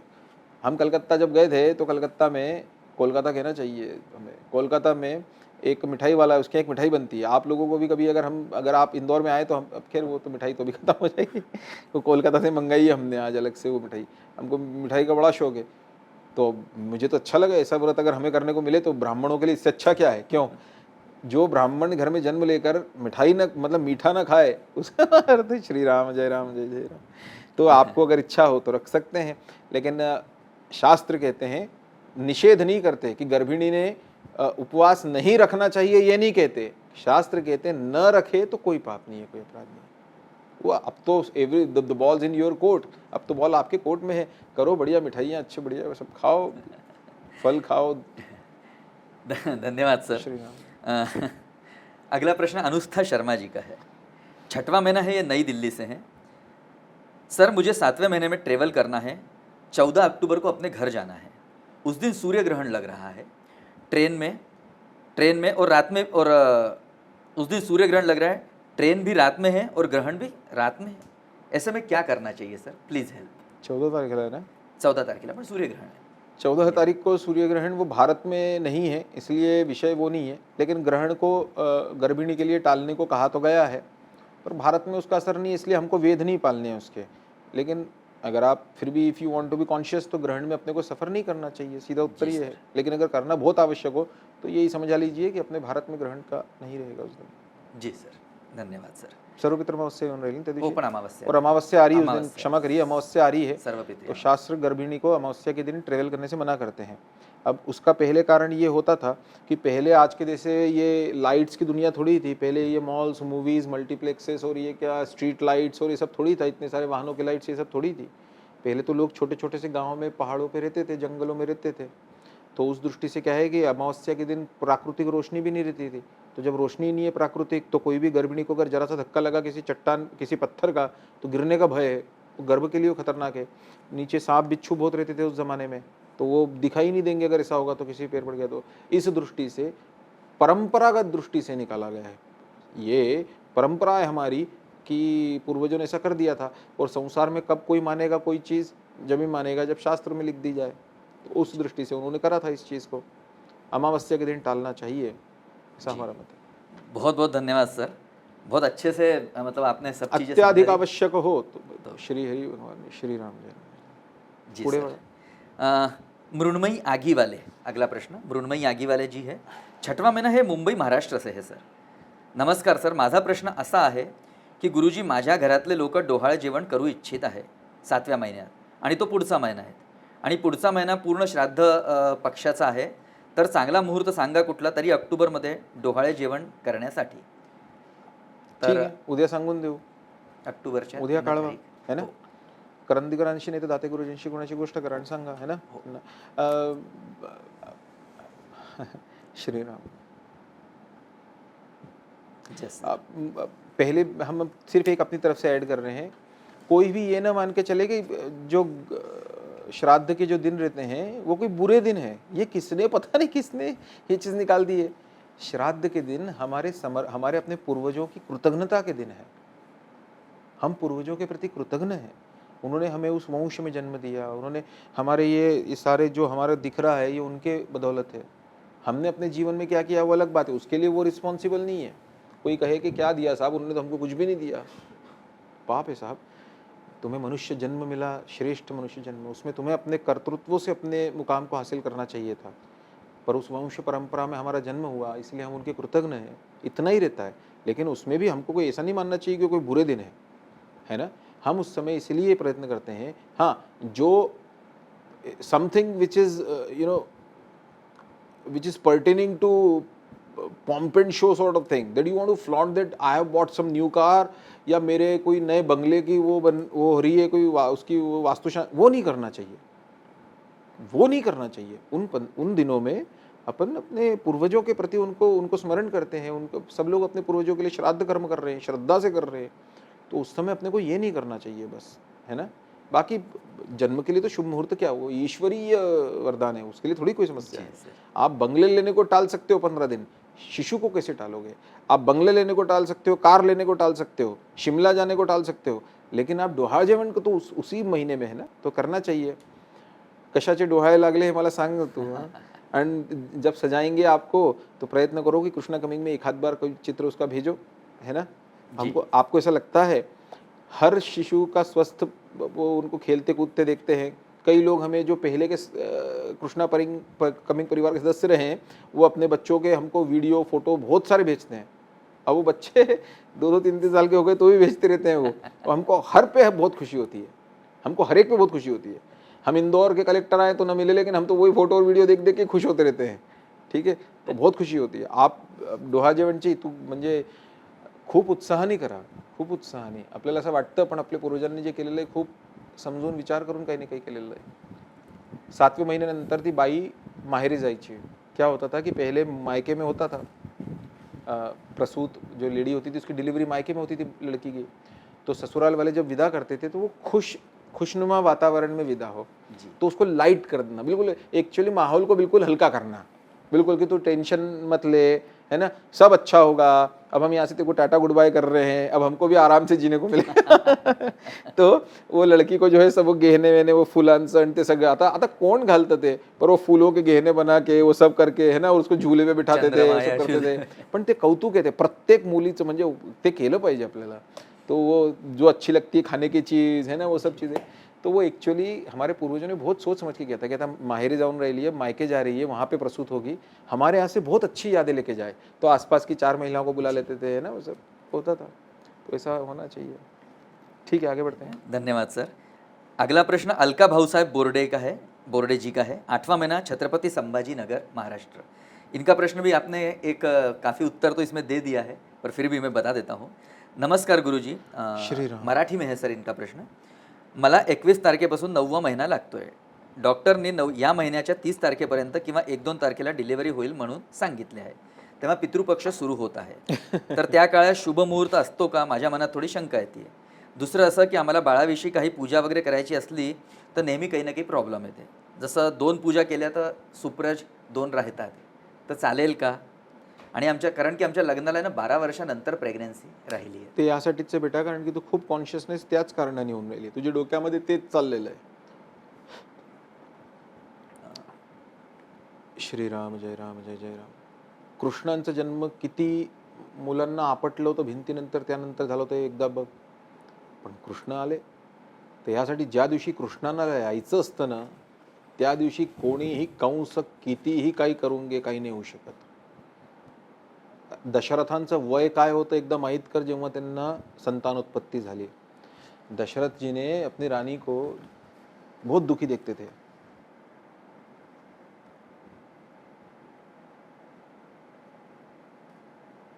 दशरथास ह्या तीन्ही भार्या सुवंश जाजा सुमुखी आर्या सिद्धपतीच्या सेवा कार्या बहुश्रुता त्या रूपशालिनी अतुल प्रभा सुंदरी। रामायणकार लिखते हैं कि तिघी स्त्रियांच्या प्रीत संगमी उभी राहिले सुखे ठाई, एक उन्हें पण गृहस्थाश्रमी। लेकिन एक दुख था, वो कहते हैं रामायणकार कि तीनों रानियों के तो वहां पे सुख पानी भरता था, मतलब ऐश्वर्य पानी भरने आता था, ऐसी स्थिति थी। पर एक उन्हें पण गृहस्थाश्रमी, लेकिन गृहस्थाश्रम में एक बहुत बड़ा दुख था। क्या? पुत्रोदय पण अजुनी नवता प्रीतीच्या अंबरी, कि प्रीत के अंबर पर अब तक जो है कोई संतान उत्पत्ति नहीं हुई थी।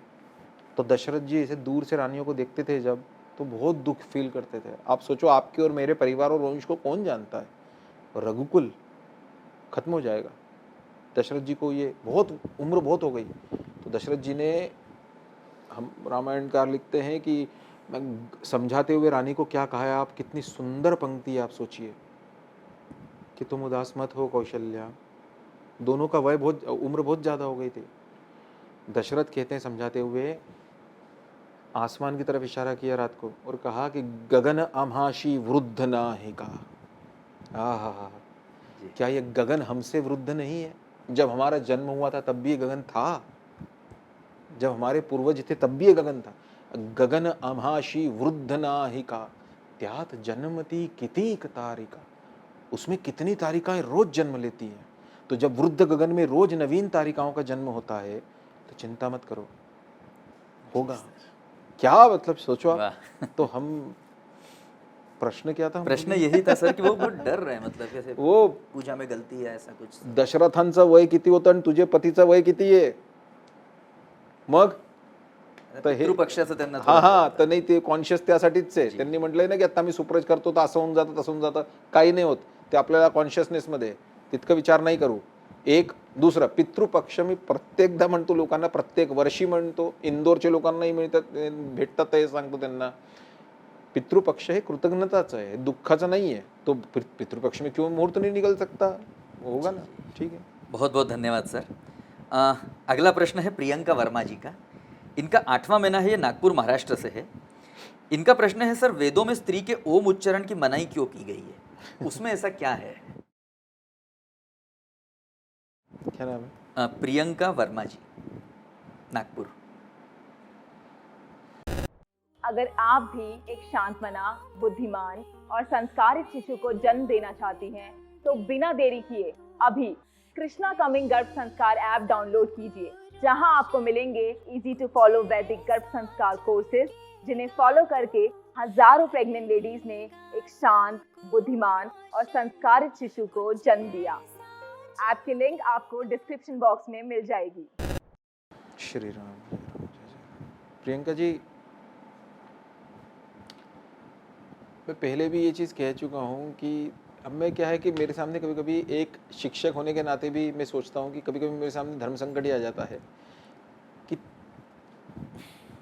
तीसरी चौथी कक्षा का विद्यार्थी अगर मुझसे मान लीजिए लाप्लास थ्योरम पूछेगा या स्क्रोडिंजर इक्वेशन पूछेगा या डे-ब्रॉगली हाइपोथेसिस पूछेगा, तो मुझे दिक्कत हो जाती है कि मुझे उसको समझाने में बहुत, मतलब मेरी असमर्थता है, वो आपकी नहीं।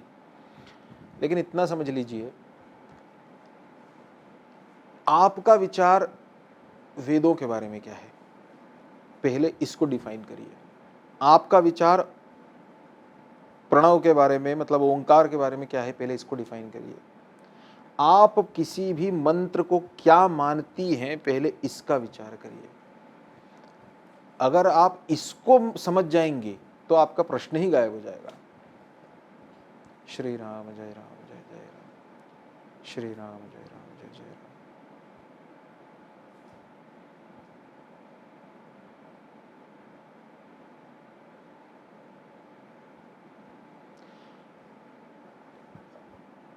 महाभाग भगवत चरणारविंद प्रेमी ऐसे हमारे पूजनीय पुरी शंकराचार्य निश्चलानंद सरस्वती जी महाराज, उनका वीडियो हम आपको भेजेंगे। उन्होंने कहा कि हमने प्रधानमंत्री जी को, मोदी प्रधानमंत्री जी को चीन के बारे में पहले ही आगाह कर दिया था उनके अधिकारी को। तो हमसे जब पूछा गया कि हमने कैसे किया था, तो हमने कहा कि हम तो इस समय यहाँ पर भी हैं और चीन की सीमा पे भी हम तो देख रहे हैं वहाँ पे। तो क्या कहेंगे? कितने लोग ये सुन के पुरी शंकराचार्य जी ने कहा है तो उसके ऊपर अपनी अगाध श्रद्धा रखते हैं। एक जगह पे उन्होंने कहा कि ये जो दंड हमारे पास में है, आपने देखा होगा शंकराचार्य जी के पास हमेशा एक दंड रहता, दंडी सन्यासी हैं सब लोग। तो ये दंड अगर चाहें तो इस दंड से हम न्यूक्लियर वेपन जैसा इस्तेमाल कर सकते हैं, लेकिन हमारे को धर्म ने इसके लिए वर्जित किया हुआ है। कितने लोग ये सुनने के बाद में उसी अगाध श्रद्धा से मानते हैं इस चीज को। ओमकार ये स्पंदन है, सृष्टि का आदि शब्द है। जब सृष्टि की निर्मित करी ब्रह्मा जी ने, तो जिस शब्द से इसकी निर्मित हुई है, जो स्पंदन हुए थे, वो ओंकार है। तो इस प्रणव शब्द का, ओंकार का स्पंदन, ये इसको आप साधारण शब्द तो नहीं मान रहे, पहले तो ये सोच के चलिए। अगर नहीं मान रहे तो इस शब्दों के स्पंदन का असर, हम व्यासपीठ पे बैठे हैं, नारियों के जो विशेष दिवस, अब हम आपको सबसे नीचे की चीज बता देते हैं, अदरवाइज तो इसके ऊपर पूरी रात जा सकती है। नारियों के जो विशेष दिन आते हैं महीनों में, श्री राम जय जय राम, जो ओंकार का करेंगे, ओम का उच्चारण, उनको अपने विशेष दिनों में, वो विशेष दिन जरूरत से ज्यादा दिन होंगे और उनका श्राव जरूरत से ज्यादा होगा। आप करके देखिए प्रयोग। श्री राम जय राम श्री राम। वो उसके लिए H2O है, अपने लिए गंगा है, माँ है। वो उसके लिए पहाड़ है, अपने लिए देवतात्मा हिमालय है। वो उसके लिए पेड़ है, अपने लिए वो पत्रे पत्रे तो है ना, मूले ब्रह्मा मध्य विष्णु शाखायश्च महेश्वर, अपने लिए वो पीपल ये है। वो उसके लिए एक इंसान है, हमसे उम्र में बड़ा है, हमारा बाप है, हमारे लिए वो मातृदेवो भव पितृदेवो भव है। इसीलिए ओंकार या प्रणव ये सृष्टि का आदि शब्द है। संसार का सारा ये जो आप देख रहे हैं, इसकी उत्पत्ति ओंकार से हुई है, इसका लय भी ओंकार में ही होगा। आपने कभी सोचा नहीं कि शिव जी को सृष्टि के प्रारंभ और लय, सृष्टि का लय हम मानते हैं कि शिव जी करने वाले हैं। कारण क्या है?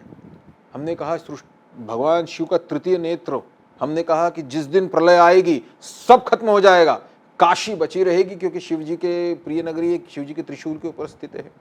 क्यों कहा? शिव जी से क्यों कनेक्ट किया? याद रखिए, ओंकार, श्री राम जय जय। ये हमारे रोंगटे खड़े हैं। काशी, जिन्होंने काशी नहीं देखी,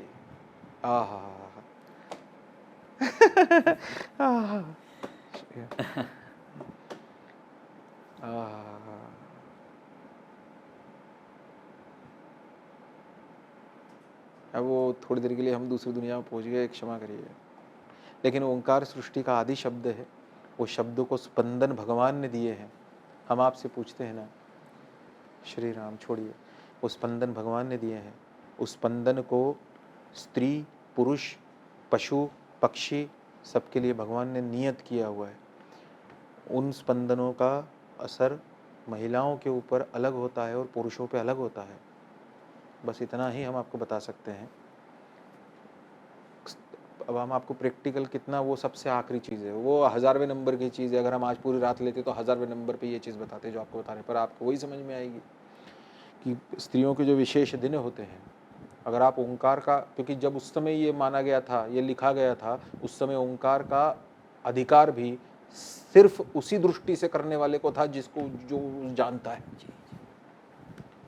वेदों के मंत्र मुझे और आपको, अगर हमने नहीं गुरु से दीक्षा ली हुई और वेदों की नहीं दीक्षा ली, वेदों को नहीं सीखा है, तो हमको थोड़ी करना चाहिए।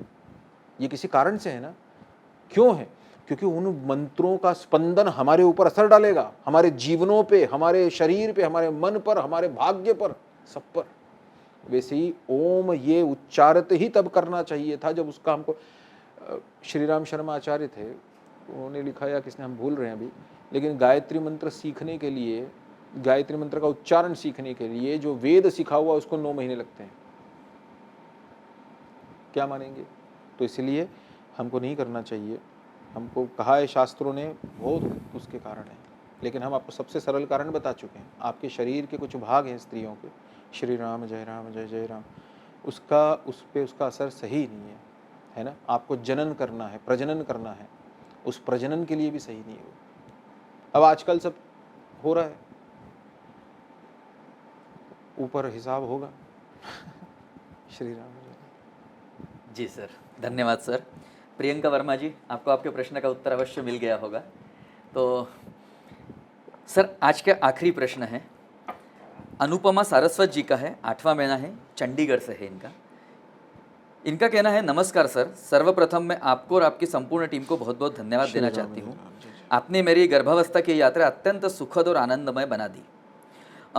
मैं ऑफिस में रहते समय भी या घर पे भी सभी सेशन बहुत अच्छे से एंजॉय करती हूँ, और मेरे पति भी विशेषतः जब भी संभव हो वो आपका Q&A का सेशन बहुत चाव से देखते हैं। सर मेरा एक प्रश्न है कि मैं जहाँ काम करती हूँ तो वहाँ के लोग हम लोगों से एक ऐसे कभी डिस्कशन हुआ था तो वो पूछते रहते हैं हमेशा कि जैसे हम ये सब करते हैं, हम भारतीय लोग जो हैं ग्रहण, हवन, तिथि या इस तरह की सभी चीज़ें, कुंडली या फिर 8वें 9वें महीने में पूजा पाठ नहीं करना आदि सब चीज़ों का इतना ख्याल रखते हैं, लेकिन बाहर की जो दुनिया है या विदेश वगैरह में जो लोग हैं वो तो ऐसा नहीं करते। तो क्या उनकी ज़िंदगी में और हमारी ज़िंदगी में फ़र्क है, या फिर उनके लिए ये सब चीज़ें एप्लीकेबल नहीं होती? भारत में जन्म लेने को आप क्या मानते हैं?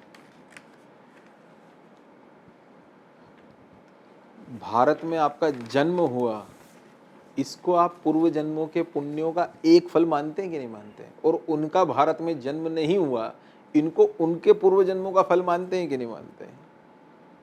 जी है ना। तो भारत में जन्मे ये पूर्व जन्मों का पुण्य है। अगर ये फल है पूर्व जन्मों का, तो हमें पता पड़ा ये भी हमारे पूर्व जन्मों का फल है, उनको नहीं पता ये उनके पूर्व जन्मों का फल है। श्री राम जय राम। बेटा वो अपनी ज़िंदगी को वेस्टर्न स्कूल ऑफ थॉट ये मानता है कि ज़िंदगी शुरू होती है जब माँ के गर्भ से कोई बाहर आता है, और सब कुछ खत्म हो जाता है इस दुनिया में जब कोई श्वास लेना छोड़ देता है।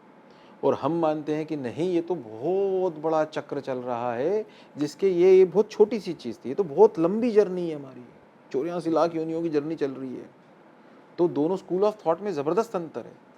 हमारा स्कूल ऑफ थॉट ये मानता है, तो इसीलिए भारत में जन्म लेना पूर्व जो हमारा पुण्य था, हमारे पूर्व जन्मों के फल थे।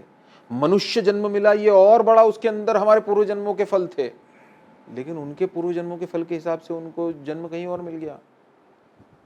तो हमें उस चीज़ का नॉलेज हुआ, तो क्या नॉलेज मालूम पड़ने पर वो हमने किया ये गलत है? पता नहीं हम आपको समझा पा रहे हैं क्या? समझ रहा हूं। आपने सोनोग्राफी कराई है? हाँ। तो हम आपको थोड़ी देर पहले बता रहे थे कि अफ्रीका के घने जंगलों में छोड़िए, अपने यहाँ के धार झाबुआ के जंगल में चले जाओ, वहाँ किसी की सोनोग्राफी नहीं होती। तो आप सोनोग्राफी करानी है ये सही है, या वो नहीं करा रही है वो सही है? उसको उसके पूर्व जन्मों के हिसाब से उस घने जंगलों में अपने आदिवासी घर में जन्म मिला, उसको पता ही नहीं सोनोग्राफी, लेकिन बच्चा उसका भी जन्म हो जाएगा, तो फिर आप सोनोग्राफी क्यों करा रही है? बच्चे तो उसको भी जन्म हो रहे हैं। अरे भगवान को भी जिस दिन अवतार लेने की इच्छा हो जाती है, वो अपने यहाँ जन्म लेते हैं भारत में। इसको आप क्या मानती हैं? कई लोग बोलते हैं कि ऐसा कैसे हो सकता है कि आपके भगवान सिर्फ भारत में ही जन्म लेते हैं? जी, तो हम कहते हैं कि भगवान ये सुख दुख पाप पुण्य से परे हैं, लेकिन जिस दिन अवतरित होकर आएंगे वो भी पूर्व जन्मों के कर्मों से आएंगे। इसलिए पहले की कहानियां अभी के शास्त्रों से जुड़ती हैं कि नहीं जुड़ती हैं? किसी ने कहा कि तुम्हें श्राप मिलेगा, जब कृष्ण भगवान ने जब शिव जी ने कामदेव आए और रति कामदेव आए शिव जी की तपस्या भंग करने के लिए, देवराज इंद्र ने भेजा था, आपको सब पता है कहानी। तो शिव जी ने कामदेव को भस्म कर दिया। अब रति रोने लग गई कि प्रभु हम क्या करें, आपकी 87,000 समाधि लग गई थी तो सालों की, वो राक्षस को वध करने के लिए आपका ही बेटा मारेगा ऐसा था, अब आप तो समाधि में चले गए, बेटा होगा तब जब विवाह होगा, विवाह तब होगा जब आप समाधि से उठेंगे। तो हमको देवराज इंद्र ने, सब देवताओं ने बड़े आग्रह करके भेजा कि आप कैसे भी करके उनकी समाधि तोड़ो। तो हम क्या करें प्रभु, हम तो बंधे हुए थे इस चीज़ के। शिव जी को दया आ गई, बोले हैं वो तो शिव जी ने वो कामदेव जो भस्म कर दिया था, अब भस्म कर दिया भगवान ने, तो जिसको भगवान ही भस्म कर दे उसको क्या है। तो भगवान फिर उस समय शिव जी ने कहा कि जब यदुवंश हो ही कृष्ण बतारा, जब यदुवंश आएगा उसमें जब कृष्ण का अवतार होगा तब उसके घर में तू जन्म लेगा, है कि नहीं। तो अब हम क्या बताएं इसके आगे, तो खैर वो अलग कहानी चली जाएगी। हम सिर्फ ये कह रहे हैं आपसे, आप भारत में जन्मी है, आपको पता पड़ा, आप करिए, क्योंकि अभी आपकी यात्रा बहुत बची है आगे भी, इस जन्म के बाद में भी। और कोशिश करिए कि इस जन्म के बाद यात्रा हो ही ना, है ना। कृष्ण प्रेम रस में जितने साधु संत चले गए हैं, ओ कोई मीराबाई दीवानी हो गई हैं, वह ऐसे ही सब साधु संतों के इसमें हम भी उस प्रेम रस में कृष्ण भगवान के साथ एकाकार हो जाएं, हमको भी वही मौका मिले, हम ये प्रयत्न करें। तो इसलिए हमको मिली वो, हमको नॉलेज मिला, हमको ज्योग्राफी मिली जहाँ पर ये ज्ञान था, ये हमारा सौभाग्य है। सही बात है। उनको नहीं है, वो उनके भाग्य। अब क्या करें, अब वो कृष्णा कमिंग कभी ज्वाइन करें तो हम उनको भी बताएं। चलिए, समय का ध्यान रखते हुए आज के इस प्रश्नोत्तर के सेशन को अब हम यही विराम की ओर ले जाना चाहेंगे। मुझे उम्मीद नहीं बल्कि पूरा विश्वास है कि जिस तरह से सर ने सभी सवालों के जवाब दिए, आपके लिए क्या सभी के लिए मददगार सिद्ध होंगे। आपको भी अगर सर से कोई प्रश्न पूछने हैं तो आप अपनी गर्भसखी को निश्चित रूप से व्हाट्सएप पर सवाल भेज सकते हैं। इसी तरह अन्य रोचक जानकारी के लिए भी अपना इंस्टाग्राम पेज और फेसबुक पेज को देखें। और अगर आज का सेशन अच्छा लगा हो तो गूगल प्ले स्टोर पर जाकर 5 स्टार रेटिंग देना न भूलें। बहुत बहुत धन्यवाद आप सभी का। आज का सेशन यहीं समाप्त करते हैं। आपका भी एक बार बहुत बहुत धन्यवाद सर।